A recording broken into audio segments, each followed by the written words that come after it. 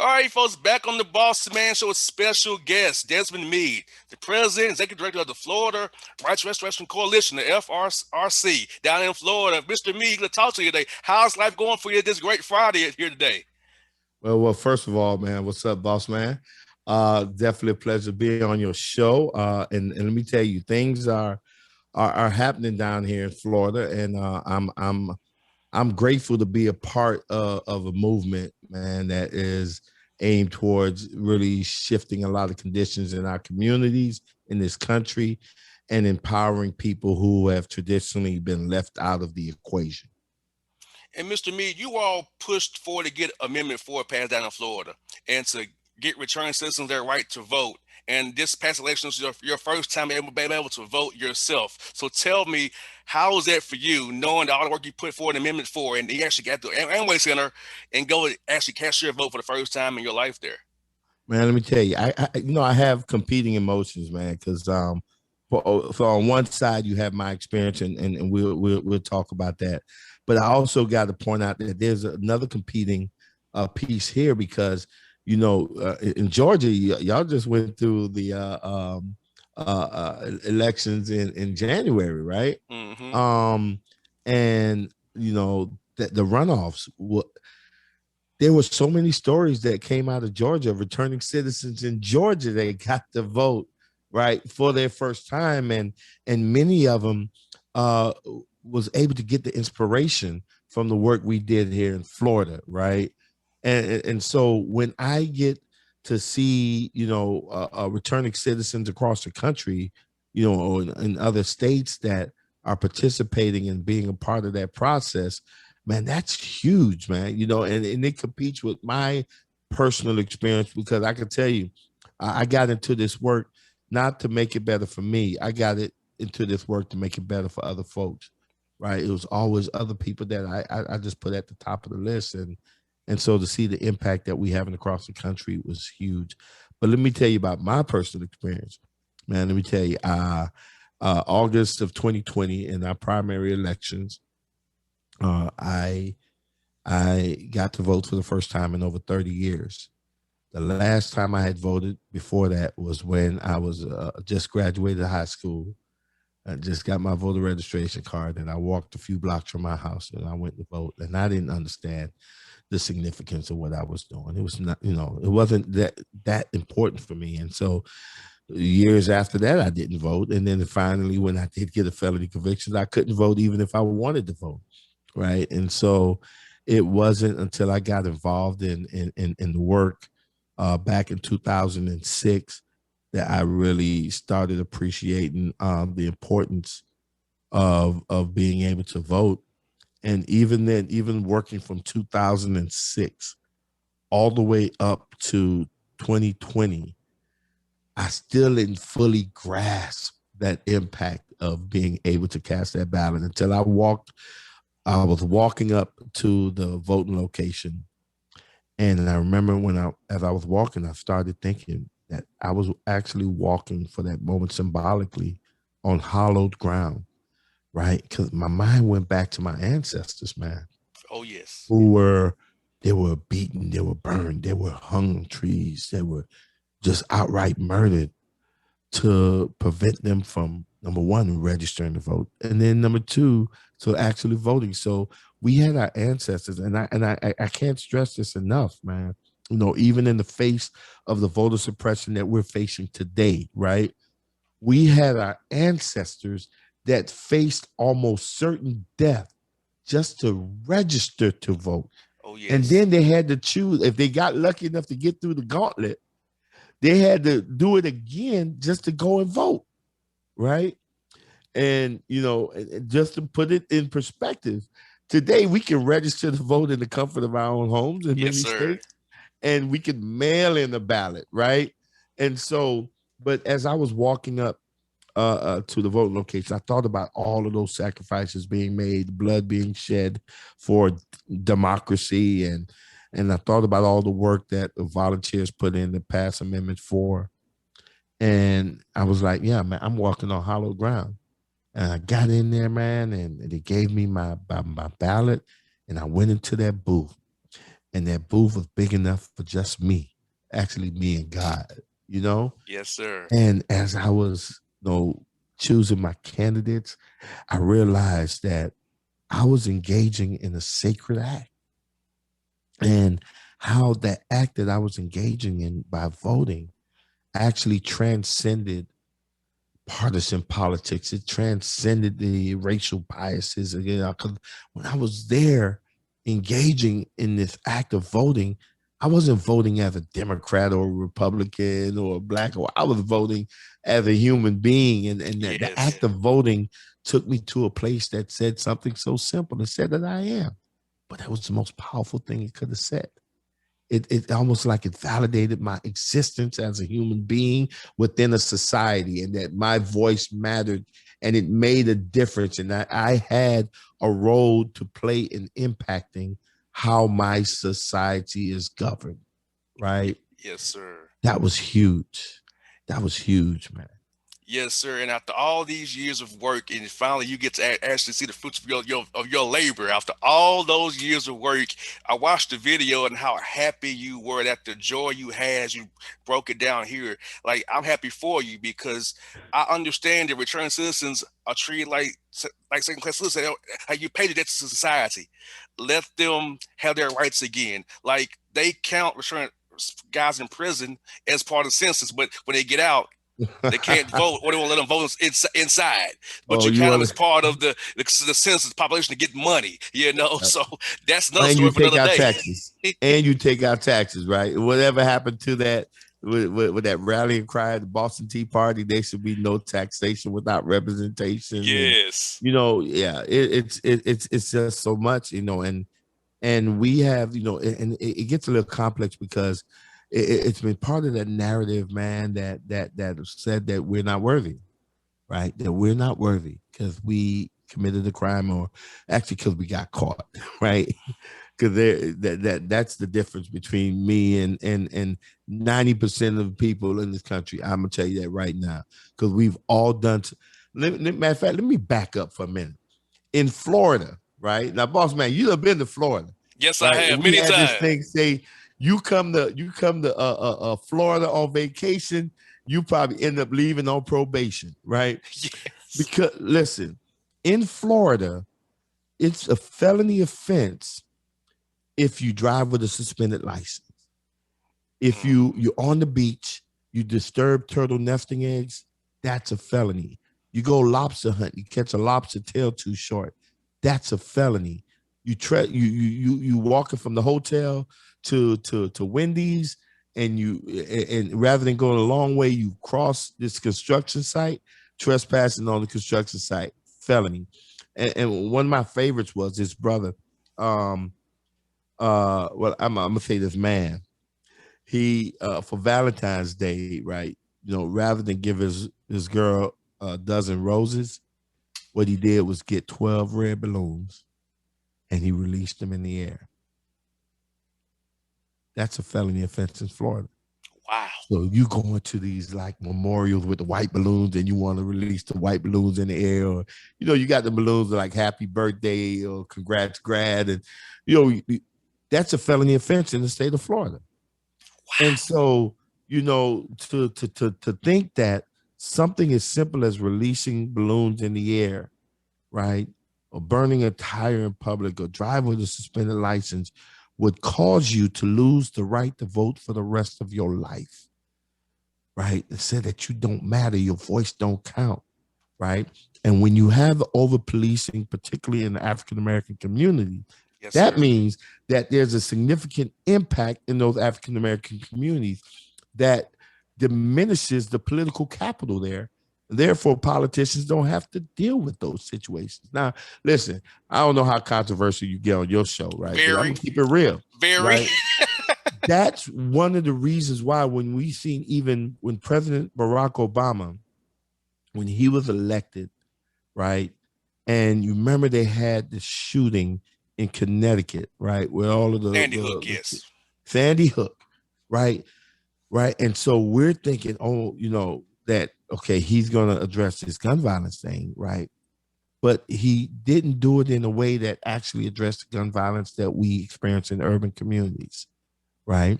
Right. And I remember there was some pastors and that went up to the White House, and at the time Biden was the a vice president, and these pastors being told that there's not enough political capital in the communities to raise those issues, right? Wow. And that's being real. And even when President Obama, when he won his second term, I went to that inauguration. I heard the speech, and I was there. And I remember being with brothers from all over, whether from Georgia or from Illinois, and Philly or whatever.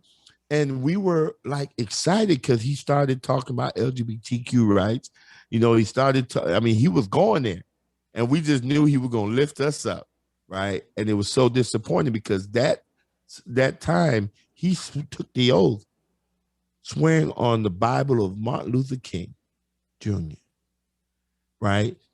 But it goes back to not having the political capital. Therefore, it was not politically expedient to even Mm-hmm. lift those issues up.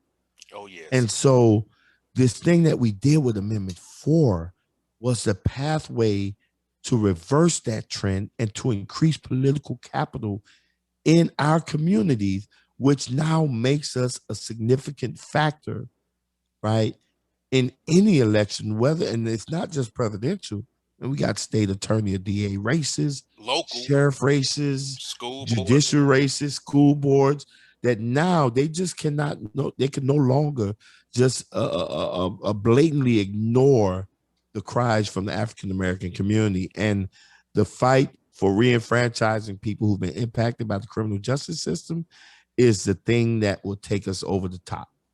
And Mr. Meade, there's these laws I'm hearing to me sound like vote suppression. If you ask me, they're on the books to suppress the votes because we're gonna say they're more like to commit these type of crimes, so they'll keep them off the road so we can do what we want to do. Well, you know, the history basically, and I think we could, and I don't want to minimize the advocacy around voter suppression, right? But I do think that I think we minimize the argument when we limit it to voter suppression. I think it's bigger than that. It's a blatant attack against democracy, right? Yes. So when we go back to the roots, we've seen these type of laws. We've seen the emergence of these laws after the slaves were emancipated, right? And so when you have that slave owner in Georgia, right, that own that plantation with 200 slaves, right, and it's only 10 family members there, and all of a sudden those 200 slaves got the right to vote, and they're supposed to be equal to you, and you see those slaves actually use the right to vote, and all of a sudden people, former slaves, are being elected into Congress and in commissions and becoming sheriffs or mayors or whatever, right? That's a scary thought to those 10 people who knew for decades they've been abusing those Oh very yes. same people that now have power over them. And so, they had to employ some type of strategy to strip those people of the right to vote. And so while in some places you lose the right to vote for hitting your wife, you wouldn't lose the right to vote for killing your wife, right? Mm-hmm. Because the laws that they were choosing to disenfranchise you with were laws that they would think, or offenses that they would think that the newly freed slaves would be more prone to committing, right? And so you've seen the system that was set up to where if vagrancy, right? If you get caught with vagrancy, if you don't have a good job, a job or whatever, that now you can get arrested, you can get convicted, you can get thrown into jail, and then what? Why you in? So you're gonna lose your right to vote. So you'll have no more say in that. And now, while you in jail, now I could outsource you as prison labor right back into the same fields that you was just liberated from, right? And and so it's all a part of this big process. And then the other piece is, how do I erect other barriers? Say, okay, well, you've got to pay poll taxes, unless you can Mm-hmm. show this or that, which a slave, that a person that's recently been emancipated, will not be able to show, or literacy tests, which you know that you made it a crime to teach a slave to read, Exactly. right? And so and then even if that don't work, right, because we are a resilient people, right? Very. Even if that don't work, then we use state sanctioned violence to intimidate you, right? And we know that the state sanctioned violence was, and you talk about the KKK, you know, all of that came out of the slave patrols, right? Which, you know, we know that that has evolved into law enforcement now, the police Oh, department, yes. right? And so all of that you see prevalent because I mean, even as you know, recent as I know that there are other incidents, but the ones that I can speak of is in Ferguson, when police officers were patrolling voting locations looking for people with outstanding warrants or something like that, right? So intimidating people from going to the polls, and so that it's all that part of that process. And at the end of the day, you know, yeah, we could say voter suppression, but what I believe is bigger than that.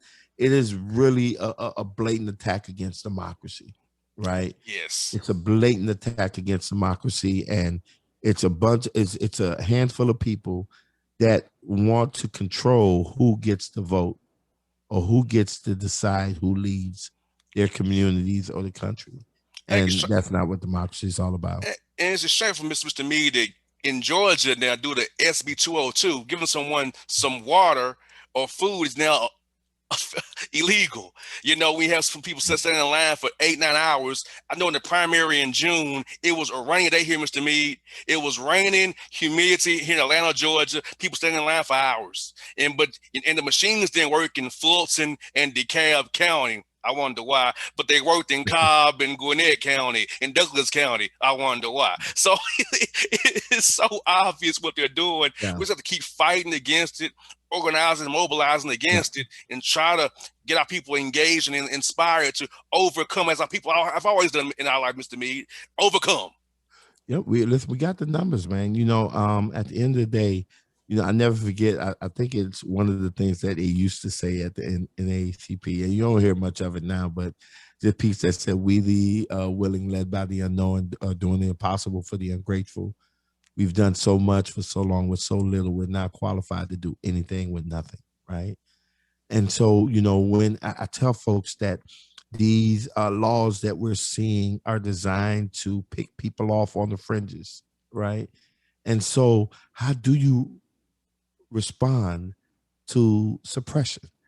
Well, to me, I'm a former military guy. Whenever you get an ambush, there's only one way that you have to survive that ambush. If you try to run away from it, you're going to get gunned down. If you freeze, you're going to get gunned down. The only hope you have of surviving an ambush is by attacking the ambush. And so, if how we respond to suppression is with aggression. If you're going to implement these laws to pick people off at the fringes, all right. So you got this law that's going to knock off 100 voters in my county. What I'm gonna do is I'm gonna go register 1,000 voters, and I'm gonna have them come and turn out. Right. Yes, sir. That's what I'm gonna do. And so we just have to keep pushing, bro. You know, because at the end of the day, it's only a handful of people, right? It's only a handful of people, and we speak loudest with our votes. With Yes. our votes, you know, I tell folks that when you walk into that voting booth, you have just as much power as the richest person in the world. That's the one equalizer that you can find in this world. You got just as much power as the president of the United States. One man, one vote. And Yes, so sir. we just have to utilize it. And when we look at the data, man, our number tells us that we have more than enough to overcome the things that we need to overcome. And Mr. Meade, I love when you had more than a vote help you all pay off the return citizens fees, because that's another issue too. You get out of prison, you're turning back to your life, but you can't pay these outstanding fees. And to me, it's a modern day poll tax. You've already did your time, served your sentence. Now you on top of that make me pay all these fees back so I can't vote. So like you said, it's always an extra layer to prevent you from getting to have that sacred moment in that booth. But your organization and More Than a Vote, partnering with you and others who donated, Pledge Coalition as well, helped you all pay your return citizens fees, get them to vote in 2020 and beyond. Man, More Than a Vote has been like a bomb organization to collab with, man. And I'm gonna tell you, yeah, they did that, right? But let me tell you, right? They, they donated a specific amount of money to help people pay off fines and fees, and that's transformative in itself. But they brought more than just money to the table, right? That was just as impactful, if not more, right? Because you remember what I told you, there were some brothers in Georgia that that was registered to vote and voted in the runoff, right? Mm-hmm. Because they seen what was happening in Florida, and a lot of them, how they seen it was through the collab with More Than a Vote, right? And so, being able to work with Michael Vick, because Michael Vick, he started his time as a Hawk, right? A Falcon, was Yes, it's it? the Dirty As a Birds. Yes, Falcon, indeed. and he lives in Florida now, and he couldn't vote, and so we were able to connect, and I was personally able to walk Michael Vick through that process, and they decided they wanted to document that, right? And they put that out there about Michael Vick talking about what voting meant to him and what we were doing to fight for the rights of returning citizens to vote.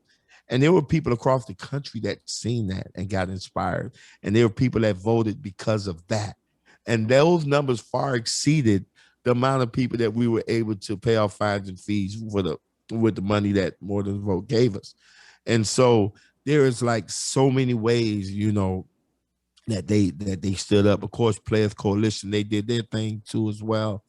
And so we, at the end of the day, I think it was we we was able to show what happens when advocates and athletes can come together, right? That we can do amazing things, and it's not athletes just trying to think that they know what's up and do things on their own, right? It's actually athletes really connecting with grassroots organizations on the ground that's doing that work and saying how can we be helpful, and that's a beautiful relationship that we enjoy even to this day, and we're looking to expand on it because there's still more people, bro.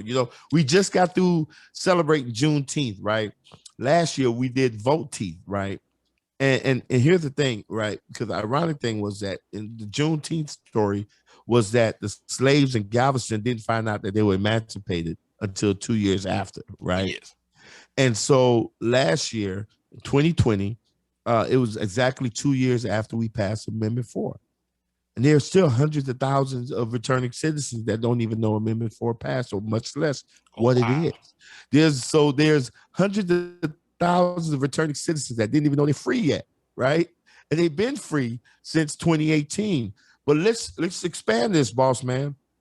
There were people living in Georgia and other states that thought that they couldn't vote because they had a felony conviction. And Mm-hmm. there's still people like that. In Georgia, once you do your time, you can vote, right? And there's people that don't know that. And so, you know, when we able to work with organizations like More Than a Vote or sports teams, hopefully we get them Hawks, to do some things with us too as well, Oh, right? yes. But when we're able to work with them, we're able to expand the message or amplify the message, and they're to let people know that they're free. So every day is a Juneteenth for us, bro. You know what I'm saying? Yes, sir. Every day we let some folks, some brothers and sisters know, hey, brother, sister, you're free. You're actually free. And let me tell you, I've seen it time and time again. That moment that that person realized that they're free, how that weight is lifted off of them. But I got to share it. I'm gonna shut up. I know you No, got a question to ask no, me, you good. but No, you're but let me good. share this story. This brother got on Facebook last election cycle, and this is what he said. He said, "I got to admit to y'all." He was sitting in his car. He just got through voting. He said, "I got to admit to y'all. All these years I've been watching y'all vote. I've actually been jealous of y'all, Wow. and I know what he was feeling because." It was so many of us that during the election season, we'll play it off like, man, my vote no count. It don't matter. We'll play that stuff off like it don't bother us. But man, let me tell you, man, being able to participate in an election, right? Being able to vote, say that you're a part of something. And when you're not able to vote, you don't feel a part of. And I don't care who you are or how hard you think you are. Everybody want to be a part of something, Yes. right? Everybody want to be a part of something. And so this brother was like, yeah, all these years he was jealous. And he finally got the opportunity to vote. He's sitting in his car crying. I'm crying right along with him because the thing was emotional, Oh, yes. But to know, man, that I know the burden that people have been carrying and they probably just forgot about it. But the minute that somebody run up on them and say, brother or sister, you free, man, you can vote.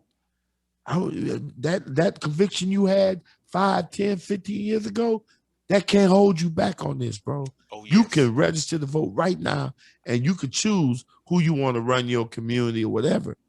And when they realize that, you actually see the weight lifted off of them and the tears in their eyes and, or the joy, you see that. And so we got many brothers and sisters that still think that they're in felon disenfranchisement slavery. And we need to let them know that they've been emancipated. They've been emancipated. Most definitely. Speaking of sports, Mr. Meade, tell us about your relationship with Stan Van Gundy. He's a great dude. Coach Van Gundy's always been one to be for the us and our people, and being out, going to prisons and again teaching in prisons and helping, and got behind your Amendment 4 early. So tell us about the relationship with Coach Van Gundy. Wow, man. Let me tell you something, man. Coach Van Gundy, man, is, you know, to me, he's a beacon of hope, man. Sometimes in this society, you can get, call the person get so jaded, man, especially when you talk about the white black thing and white privilege and this and that, and I mean, some of this rhetoric would have you scared to talk to white folks, right? But let me tell you, Van Gundy, for years we have known him. For years, he's been supportive of not only our efforts, man, but any effort that promotes social justice and, and ending racial disparities and stuff like that, man. He's a guy that he puts his money where his mouth is. He puts his time where his mouth is, and he shows up, man, in just so many different ways. And so I look at him as a beacon of hope because, he's a good emissary, man, that shows, man, that listen, that we can come together along racial lines and actually be effective and move something and accomplish some things and move issues that people would thought was impossible. Van Gundy was in from almost the very beginning with Amendment 4. When other experts thought that Amendment 4 was a waste of time or whatever, Van Gundy was like, no, I'm with this. This is the right thing to do. And he showed up. And whenever we called, he was there, and so there's mad props to Coach Van Gundy because I think he gets it, man. He gets it. And what I love the most about it in that aspect is the fact that even he gets it with the understanding that he doesn't know everything, right? Mm-hmm. And he knows his role. You know what I'm saying? And I guess as a coach, you I guess you should do that, right? Because listen, you can't have the shooting guard trying to be, work outside their lane. Yes, That's gonna mess indeed. the whole team up. Everybody got to know their role on the team. And if I guess because he coaches that so much, he knows his role, and even in the advocacy world, he knows the lane that he's supposed to be in, and he's very clear with that, and he shows up in a powerful way. And last one I got for you is Steve Clifford on coaching athletes part, because I know I asked him questions about you before doing pre-game conferences. He talked about how you talk to the team about the issues, and the guys reach out to you, and he reaches out to you. Tell us about your relationship with Coach Clifford and your Orlando Magic, how you all work together as well. Yeah, so so I got one complaint against Coach Clifford. He didn't have me come back enough, right? Because I don't know if he told you. The one time he had me speak, it was the game that they won in the playoffs, right? And he was supposed to bring me back. I said, "Listen, you don't break the trend, man. I'm a little superstitious. Let me come back and talk to the guys. We win more games, right?" But nah, let me tell you seriously, Coach Clifford, man, the one thing when I think of him, when I hear his name, I see his face, the word that pops out to me more than anything else is love. Man, that dude got some genuine love for folks, man. He don't care about the color of your skin, your political preference, none of that. He just loves people, man. And then he got a extra weak spot for the kids. You know, I just see so much compassion and empathy and love that just pours out of this brother, man. And I call you white, but I call him a brother, man, because you remember, just because you my color don't make you my kind, right? And Exactly. and and that's a real brother, man. I'm telling you, I got to give him mad props. I don't know what he did in his past life or prior to meeting him, but what I know is that from the first moment that I met him, he had a love for the community, and it was because of him that we have formed a strong bond with Orlando Magic here in Florida. And he was very clear from the start. I don't want to engage in some superficial stuff.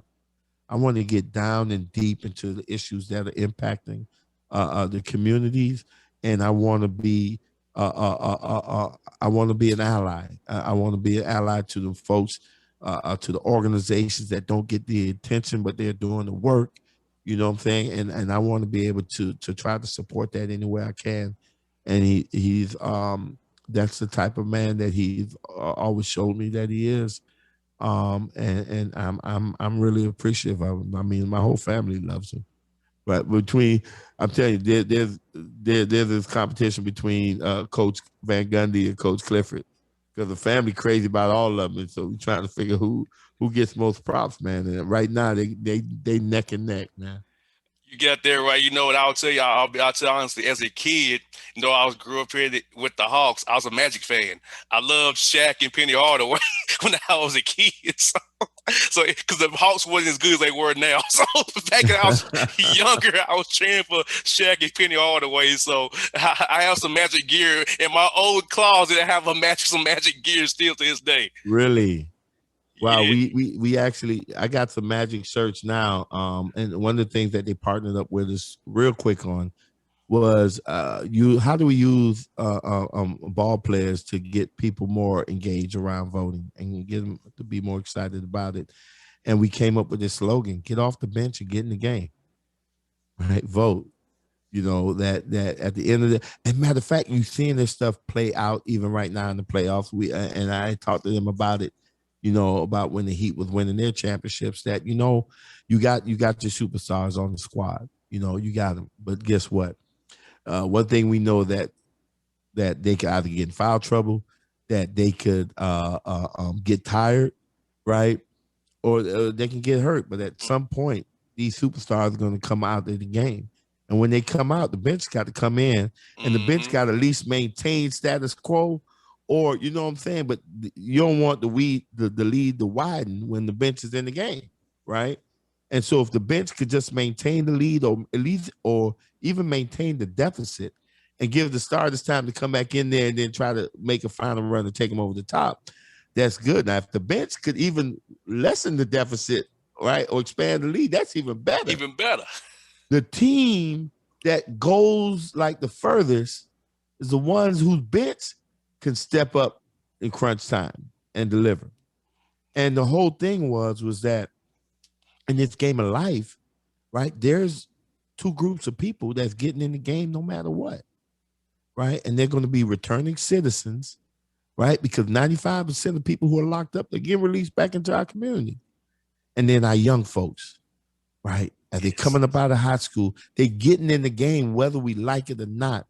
And so if we want to win that championship, we got to make sure that our players that's coming off the bench are prepared to be successful as possible, right? And so that was part of the thing behind get off the bench and get in the game, right? That you just can't sit on the sideline and Oh complain no. about what's going on. You may know you got to go ahead and get in this game, right? And we want to fight to make sure that when you're trying to get in the game, that you're prepared as possible so you can do your thing. Let me And ask you that about bench is going to be this. key. Let me ask you about this, Mr. Meade. Fighting against the FDC about the ban on mail coming to the jails. I feel like the inmates need that from their families and friends to give them hope. That's the way to the outside world. You're going to ban physical mail? I don't understand why they would do that. And if the FDC there. Let me tell you, it's already been proven, right? That if there's a bond between a person who is incarcerated and their family on the outside, that leads to successful reintegration and, of course, reduced recidivism. One of the things, I got a partner of mine, Marcus Bullock, based out of DC. He started this company called Flick Shop. And Flick Shop, what it does, it's like the Instagram for prisons, and it allows family members to take like selfies and have them delivered to their loved ones as postcards, right? Part of that process was the experience that he had when he went into prison as a juvenile, and the only thing that kept him there, or the main thing that helped him to survive, was the fact that his mother made a commitment to write him, I think, like every week or every day, right? And so to be able to have that connection, and research has showed this, and so for FTC or any other entity to engage in the practice of trying to reduce that, it runs in contradict it contradicts what they're. If you're about safety, right, and if you're about successful rehabilitation, successful reentry, if you're about that, then you should not be engaging in things that would increase the likelihood of a person committing more crime and not being able to successfully reintegrate back into their community. So that right there, to me personally, I would just look at the money. I follow the money trail, because anytime I see things that don't make sense, Mm-hmm. right? If there's not a political angle to it, there's a financial angle to it, right? And so you just follow the money. Just follow the money, and you'll know why folks are doing what they're doing. I got two more for you. How will you all gonna go about trying to transform this parole and probation system? Because I feel like it's set up against us. If you make one slight error, Yeah. you So, back inside. man, you hitting all of the topics, man. And so one of the things that the Florida Rights Restoration Coalition, man, we got some key partnerships, right? You already talked about the Players Coalition. You already talked about More Than a Vote, but we also got a partnership with Reform Alliance, right? And Reform Alliance is the organization that was pretty much spearheaded by the Meek Mill incident, right, where Meek Mill was on probation forever and a day, and then Jay-Z and Robert Kraft and a few other folks, Mike Novogratz with Galaxy Gives, they all came together and said, no, we're going to do something about it. We're going to address this thing about parole. And so they've been on a much broader national scale. They've been really leading those efforts, and we've been partnering with them on that, because and some of the things that we're doing now, we have a campaign called Give Life Back, right, coming out of Reform Alliance, and it's highlighting the fact that people were being violated for doing some natural things that everybody else would do, right? You getting violated for going to work. You know what I'm saying? You getting violated. One person, because of a hurricane, their house was destroyed. They had to move to another house because they didn't get permission. They got violated, right? Got violated for going to get prescription medicine. Their daughter was sick, and they had to go get some medicine. Oh, you left the house after hours, after curfew. Man, my daughter was sick, but that doesn't matter. You violated, right? And so there's so many stories that exposes the flaws of this probation system, and we're working hard to try to number one, raise awareness, right? Because it's very important. Trust me. Because here's the deal. Let me back up for a second. Take your time. When you seen the bombing of Hiroshima and Nagasaki, right? When the United States dropped the atomic bomb on these two Japanese cities, um, one of the key things was that before they did that, they had to engage in a propaganda campaign that painted the Japanese people as dangerous, scary, right? People that was a threat to the American people, and they did it in such a way that's so powerful that when the United States dropped the bomb that killed hundreds of thousands and hundreds of thousands of innocent women and children and men, rather than they be outraged, there was a celebration. Just think about that. That people was actually celebrating the murder of innocent women and children, right? But that's the power of a narrative. And that narrative that says that we were dangerous and violent and all kinds of stuff, right? And it give us these labels that we're felons and convicts. All of those things are designed to do two things, and that is to dehumanize us, Hmm. right? And to desensitize that person towards our plight. And so you're not concerned about how people are getting treated in prison because those are dangerous criminals anyhow. They don't deserve anything. Man, I mean, there was a time when people said, "Why the hell do they have TVs there? They shouldn't even have a TV." Shoot, I can't afford cable. Why should they watch TV? Right? They're criminals, and that attitude created an environment where, like we know, we talk about this George Floyd and all this, and this stuff is happening years and years and years and years and years ago, right? Exactly. But if a person with a record is saying that the police is doing something wrong, who gonna believe the person with a record? Because you're a criminal, you're not worthy of being trusted, and all this kind of stuff, right? And even the NAACP and the ACLU, they weren't trying to take up our cases because we weren't the perfect victim. You know what I'm saying? And let's just be real. So this Oh stuff has yes. been in our community growing and growing. Probation, all this is tough on crime, no strikes, 3 strikes, you're out, no child left behind. All of that stuff comes out of this narrative. And we've seen it reinforced in the 94 crime bill that created a lot of these policies that did nothing but destroy our communities and tear our families apart. And guess what? Society was no less safer, right? Correct. And so part of this process is how are we rolling back that narrative, right? Because before I can get you to put pressure on a senator or elected official to revise probation policies, I first got to have you understand that the people that are suffering are worthy to be treated humanely, right? That the Right. people that are impacted by that, right, deserve to be treated with dignity and respect. And their Yes. families who also bear the impact of that deserves better than that, right? And so when I get you to that point, when I get you to not look at me as a no good person that you don't care what matters to them, and see me as wow, Desmond, that's time 100. You know what I'm saying? That well, he went from a crackhead and homeless and having all these convictions to being one of the 100 most influential people in the world. So he can do something positive. He do have something Yes. to give, right?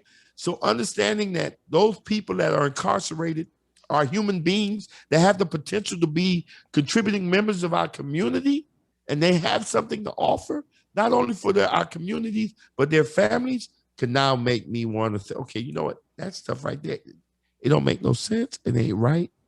Let's change it. Yes. And the last one I got for you, this is kind of personal for you as well. The Florida process for clemency.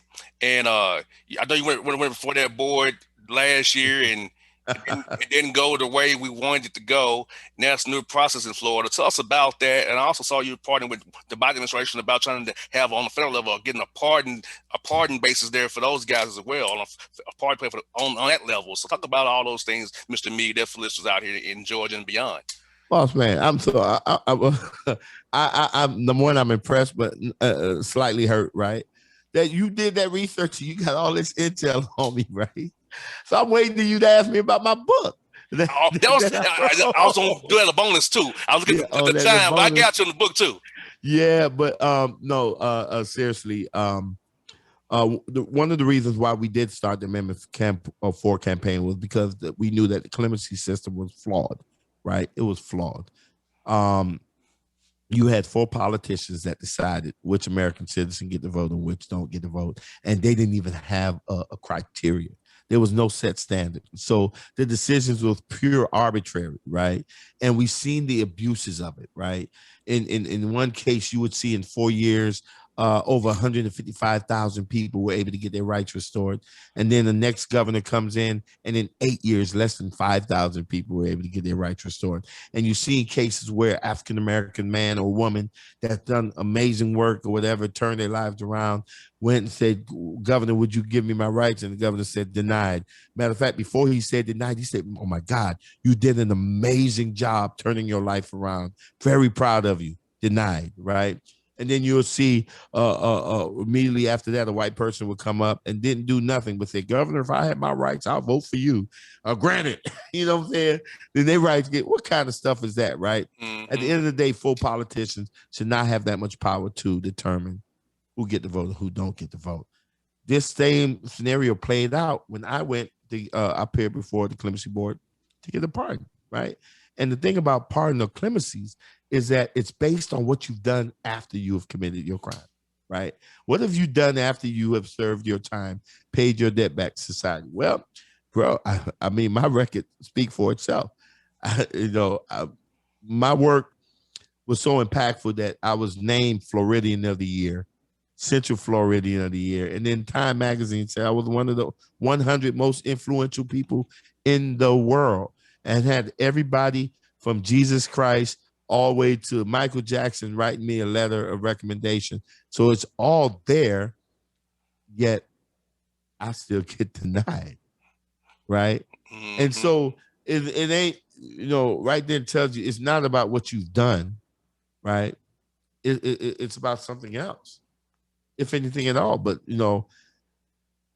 so it was very disappointing, because if me, who've done all these things, can't even get not even locked down for a pardon, what it says about the average guy who, Exactly. he did his time, he served his time, and he moved on with his life, probably started his own company or whatever, providing for his family, being an amazing dad, amazing community member, and he can't get his rights restored, or he can't, get a pardon, and so it is an extremely flawed system.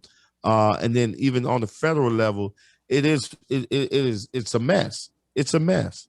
At the end of the day, it's too doggone complicated. And so I'm hoping that we could do some work with the Biden administration to revise that, and create a more streamlined process and a more fair process that would allow people to get some form of clemency from the president in the years to come.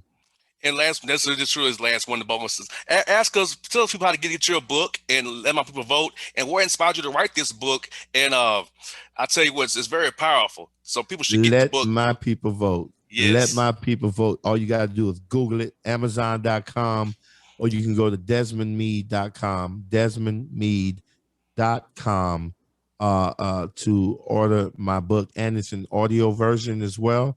And it's my voice you're going to hear. It's not going to be any robot or some strange man or woman reading my book. It's going to be me. My wife made me do it. But I wrote it for the same reason I had fussed at Time Magazine folks, right? Because that year that I made the list, they had The Rock on the cover, Wow. right? And I was like, how the hell y'all gonna have The Rock on the cover of this, right? I mean, y'all should have had me on the cover, right? And the reason why I said that, right? Because here's the thing, right? And this is what this book is. One of the purposes of this book is to let folks know, man, that you don't have to be a movie star or an athlete or a billionaire to have an impact in your community, your country, or even the world. Yes. Right? That, man, look at that guy, Desmond. He was a crackhead. He was homeless. He had a rap sheet a mile long. If this guy who was standing in front of railroad tracks in 2005, waiting on a train to come so he could jump in front of it, if this guy there, if he could turn his life around and influence the world, then what does that say that I can do?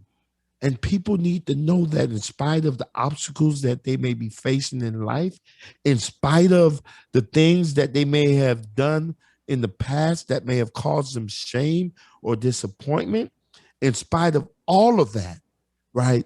that there is a pathway to take all of that stuff and do a Lauryn Hill and turn a negative into a positive and be an impact in your community, in this country, in the world. And they have real life proof that that can happen. And that's what this book is about, right? Showing people that no matter where you are in life right now, you know what I'm saying, that you can make a difference. You can be something real special. Yes, sir. Mr. Meade, it's been an honor to talk to you. I've been a fan of yours from afar. Happy to make this happen. When I come down to Florida this summer here to hang out and make sure we connect, I can come see you. Because I come to Tampa, Orlando, Miami, and I got a friend in Mariana, close at Chipola. So I make all my rounds from the Panhandle all the way down to Miami. I make my rounds when I come down to Florida. Well, you know what? Hey, please hit me up when you do. And then I hit you up when I come to Atlanta, because I know it's amazing organizations in Atlanta that's led by returning citizens, man. And listen, I'm excited to really link up with folks in Atlanta and keep on building, man. You know, we got some success in the runoff, but you don't stop now. You got to keep grinding. Yes, sir. Because trust me, I tell folks this, right? I remember when people are like, why should I vote? Or why you think my vote is important? I said, listen, you might not realize how important your vote is, but let me tell you this. If it wasn't valuable, there wouldn't be so many people trying so hard to stop you from voting. Amen. That in itself will tell you that. And so you seen the response, what we've seen, right, with the voter suppression laws is a direct response to the work that, so y'all must have did something good, right? Yes. And so they coming at it. So that means you got to grind even harder, right? You got to grind even harder, man. We can't get back-to-back titles unless we grind it. Just because we won year one, that don't mean you're going to ask Steph. You got to up your game, man. You got to up your game. So, hey, I'm down. I'm ready, willing, and able. You know, y'all are neighbors anyhow, you know, and listen, you come down, we can link up. I come up, I definitely want to link up with you, other returning citizens in Georgia. Yes, sir. Especially in the ATL area. Ferg says Desmond Meade here on the Bossman Show. Check this out, bossmanshow.com.